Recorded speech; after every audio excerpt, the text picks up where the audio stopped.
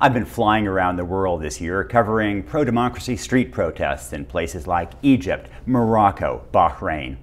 But to cover the latest of these uprisings, it turned out to be a lot easier. I just took the subway to the Wall Street financial district. I found hundreds of protesters have taken over a square right in the financial district. They come from all kinds of backgrounds. They seem to have all kinds of diverse demands. In some way, there's a little bit of an echo of the Tea Party, although these folks are mostly on the left. The protesters seemed remarkably organized in some ways. They have a little kitchen area with food. They have a media area. They have a welcome reception area.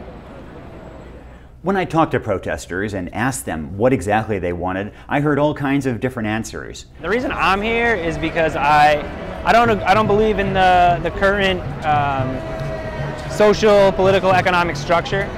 I am here for accountability.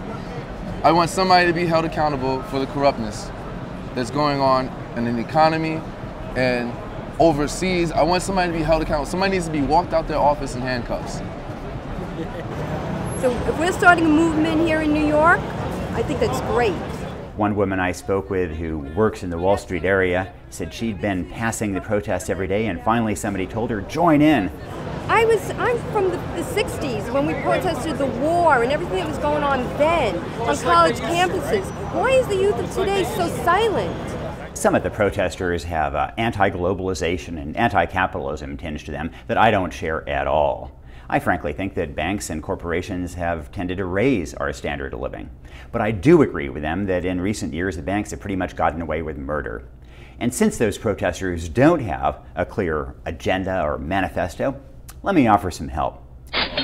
One remedy is a financial transaction tax. This is something that was named after a American Nobel Prize-winning economist, James Tobin. And the idea is to have a tiny tax on every financial transaction as a way not only of raising sorely needed money, but also to dampen speculation. Europe is moving in that direction, but the Obama administration has resisted that effort. It's time for a financial transaction tax.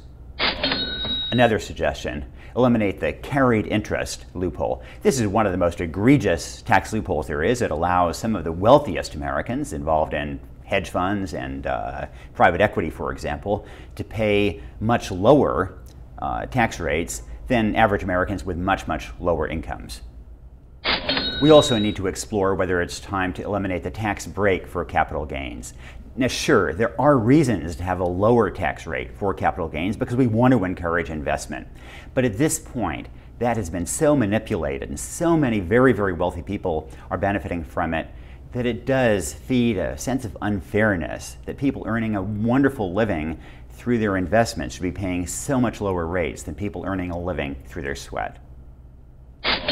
Another step forward is to increase financial regulation on banks to try to prevent the kind of system whereby banks take risks and profit from them, but when those risks go badly, the downside is socialized. We don't want to privatize the profits and socialize the risk, and that's the system that we've had now. So as the Wall Street protests gain traction, and as they bubble up around the country, I offer these suggestions to those protesters as a way of translating their amorphous frustration into a tangible program of changes that might make our financial system more accountable and more equitable.